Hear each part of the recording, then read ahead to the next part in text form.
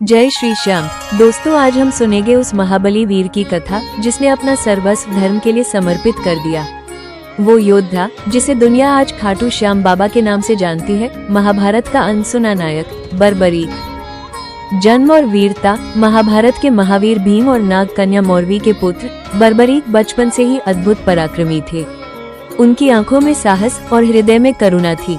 युद्ध कौशल उन्होंने अपनी माता और गुरु से सीखा और तपस्या कर अपार शक्तियां प्राप्त की। कहते हैं, घोर साधना के बाद मां कामाख्या ने उन्हें 3 अद्वितीय बाण प्रदान किए। ये तीनों बाण इतने शक्तिशाली थे कि पूरी पृथ्वी की सेनाओं को समाप्त कर सकते थे।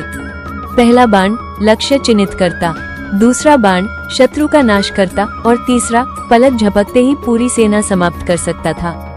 युद्ध में उतरने की तैयारी। जब कुरुक्षेत्र में कौरव और पांडव के बीच महायुद्ध की तैयारी हुई तो बर्बरीक भी इसमें सम्मिलित होना चाहते थे।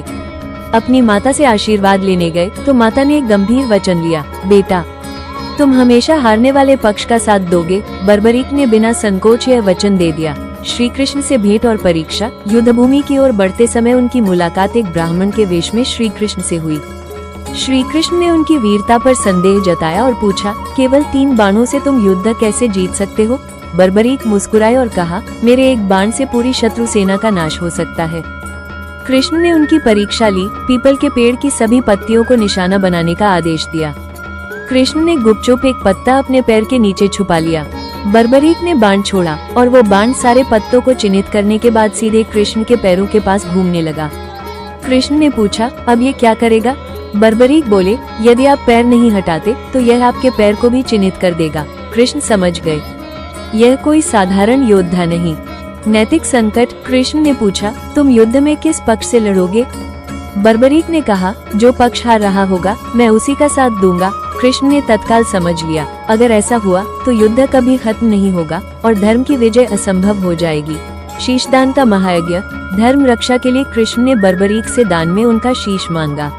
वीर बर्बरीक ने बिना क्षण गंवाए अपनी जान की आहुति दे दी। अपना शीश भगवान कृष्ण के चरणों में अर्पित करते हुए उन्होंने एक अंतिम इच्छा व्यक्त की, मुझे यह महायुद्ध अपनी आंखों से देखने का अवसर मिले। कृष्ण ने उनकी यह इच्छा पूर्ण की और उनका शीश कुरुक्षेत्र की एक ऊंची पहाड़ी पर रख दिया, जहां से उन्होंने संपूर्ण महाभारत युद्ध देखा। अंत और आशीर्वाद। युद्ध समाप्ति के बाद पांडवों में विवाद हुआ कि विजय का श्रेय किसे मिले। सभी ने बर्बरीक से पूछा, जिन्होंने साक्षी भाव से उत्तर दिया, यह विजय केवल और केवल श्री कृष्ण की रणनीति और कृपा से संभव हुई। कृष्ण उनकी भक्ति और बलिदान से प्रसन्न हुए और वरदान दिया, कलयुग में तुम मेरे श्याम रूप में पूजे जाओगे। तुम्हारे नाम से स्मरण करने वाला हर भक्त मेरे आशीर्वाद से अपनी विपत्ति दूर करेगा। और तभी से राजस्थान के खाटू धाम में यह महान वीर आज भी खाटू श्याम बाबा के नाम से हारे का सहारा बनकर पूजे जाते हैं। जय श्री श्याम, जय बर्बरीक, जय हारे का सहारा। अगर वीडियो अच्छी लगे तो शेयर एंड लाइक जरूर करें और ऐसे जानकारी के लिए हमारे चैनल को सब्सक्राइब करें। धन्यवाद।